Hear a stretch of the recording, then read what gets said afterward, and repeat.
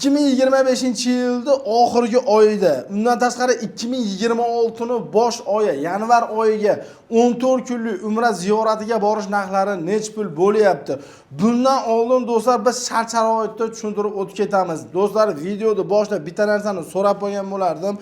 Qaysi firmadan ketayotgan bo'lsangiz ham birinchi bo'lib shart-sharoitini so'rang, keyin pulini talashing sizlardan iltimos. Chunki arzon paket bor ekan, qimmat paket bor ekan, arzonroqga ketaveraylik, bu babiyonimizga pul qolar ekan deb aqa borgandan keyin sarson sargardon bo'lishi kerak yo'q.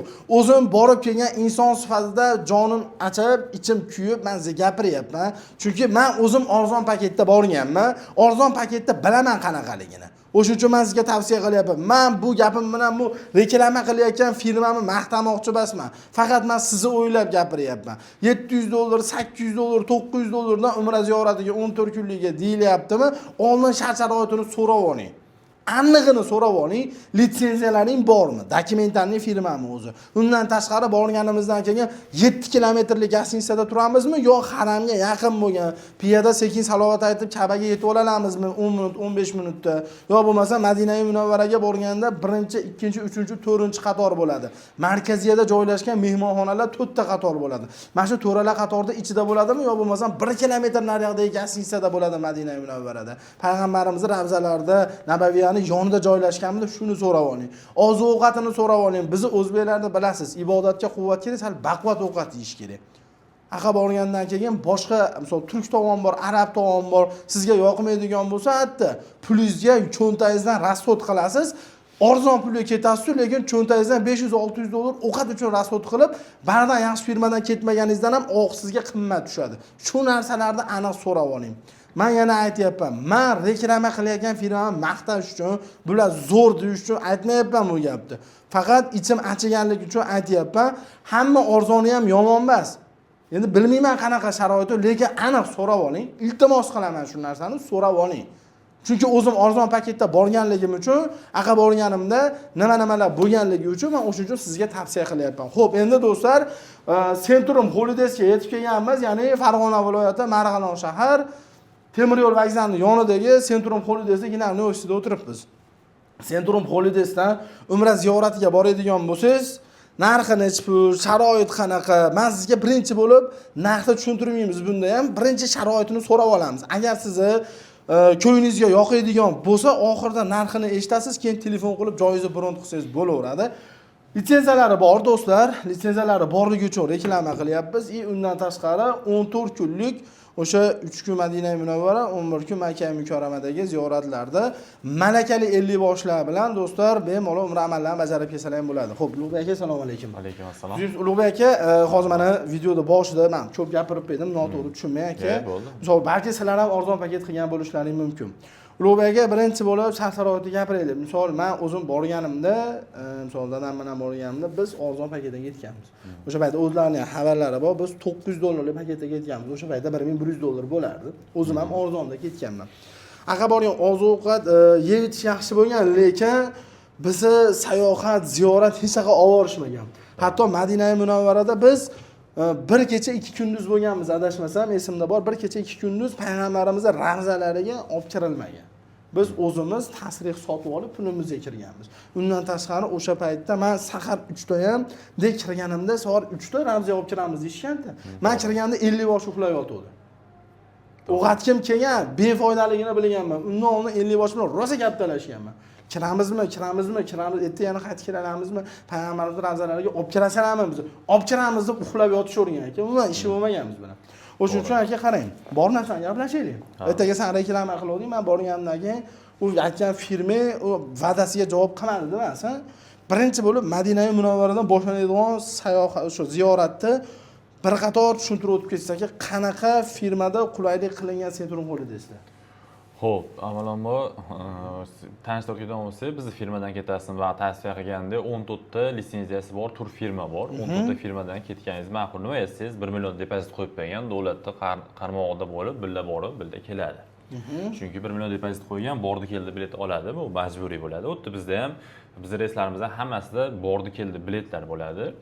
Xo'p, sharoitlarimiz keladigan bo'lsa, Madina Munavvarada 3 kun bo'linadi, 2 kecha 3 kunduz bo'linadi. 2 mahal o'zbek milliy taomlari, oltin oshiq ziyoratlari, Xurmobog'da oshlari bo'ladi. Xudo xolasa shu kungacha jo'natgan hojona hojatlarimizni Ravza Sharifga olib kirib chiqqanmiz. Bundan keyin Xudo xolasa olib kirib chiqamiz, harakat qilib 100% Xudo xolasa. Madina Munavvarada mehmonxonamizga keladigan bo'lsa, mehmonxonamiz shu 4 yulduzli mehmonxona bo'ladi. Andalus degan mehmonxona Baqiy qabriston oldida 300 metr oraliqda bo'ladi haramga. 300 metr 300 metr oraliqda haramga. U nechanchi qatorda joylashgan ekan? U birinchi qator joylashgan bo'ladi, Baqiy qabriston oldida joylashgan. Baqiy qabristoni yonida joylashgan bo'ladi. O'zbek milliy taom markazida joylashgan, undan tashqari Payg'ambar afzallariga bo'g'oz olib kirib chiqadi. To'g'ri, olib kirib chiqamiz. Oldinga jo'natganlarni ham 100% kirib chiqqanmi hammasi? Xo'p, shu kungacha jo'natgan odamimiz 100% kirib chiqdi uning. Hammasi?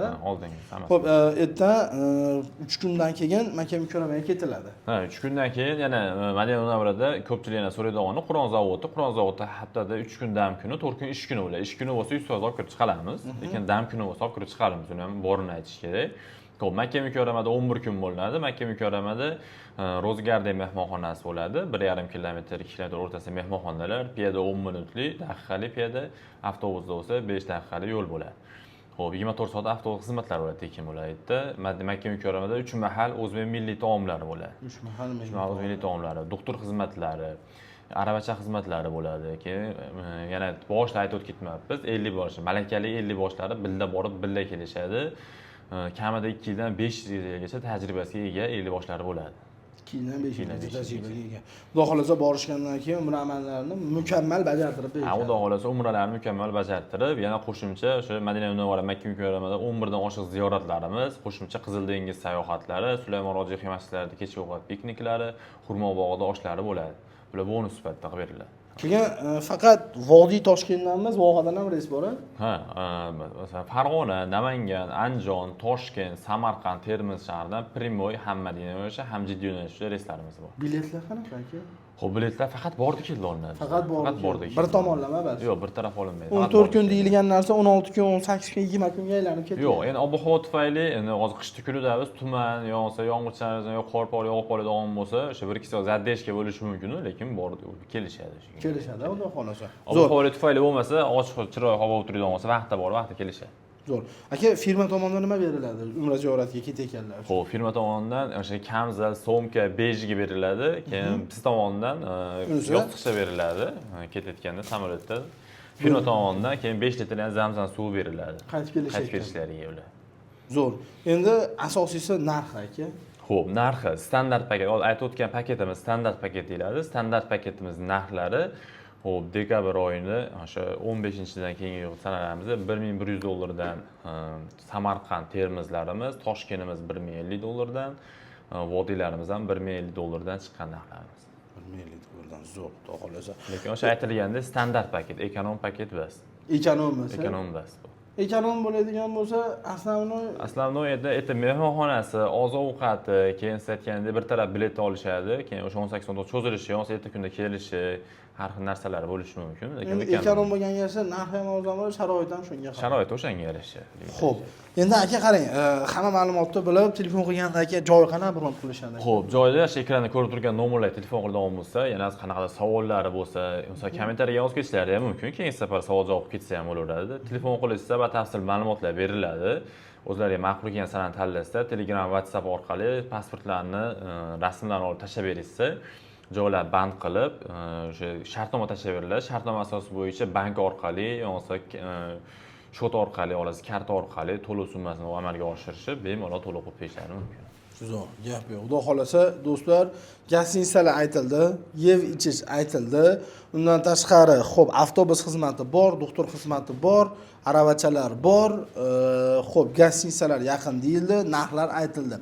Endi qaranglar, agar o'zlaring kelib, litsenziyasini, dokumentini ko'raman, o'zi bilan o'tirib gaplashaman, yuzma-yuz ko'rishganimizda yana o'zimiz savollarim bor deydigan bo'lsalaring, do'stlar, manzilni yana bitta tushuntirib o'tib ketaman. Vodiyda biz hozir, ya'ni Marg'ilondagi ofisda, Farg'ona viloyati, Marg'ilon shahar, do'stlar, temir yo'l vokzalining yonidagi Centrum Holidays. O'zi temir yo'l vokzali qayerda desalaring, yo'lda tushuntirib berishadi. Temir yo'l vokzalining yoniga kelsalaring, o'zi katta afishalarda Centrum Holidays deb turib, do'stlar, ofisda, do'stlar, shuni ko'rib tursalaring bo'ladi. Yo bo'lmasa video pastda nomerda Telegram, WhatsApp bor. Aloqaga chiqsang ham lokatsiya tashlab berishadi. Lokatsiya tashlab berishgandan keyin shu manzilga kelsalaring, bundan ham to'liq ma'lumot olasizlar. Yana bir bor aytaman do'stlar, oldin sharoitini tushuntirib, anig'ini bilib, 100% bilib bo'lganingizdan keyin narxini talashing. Chunki siz otangizni jo'natayotgan bo'lishingiz mumkin yoki onangizni jo'natayotgan yo o'zingiz oilaviy ketayotgan bo'lishingiz mumkin. Ketyapsizmi? Yaxshi sharoitda boring, 3-4 so'mdan qochmang. Buni men borib kelgan inson sifatida maslahat beraman. To'liq ma'lumot bo'ldigan umiddaman do'stlar. Uzoqlashmanglar, like bosib, podpiska bilan qo'llab-quvvatlaysizlar degan umiddaman. Sog' bo'linglar.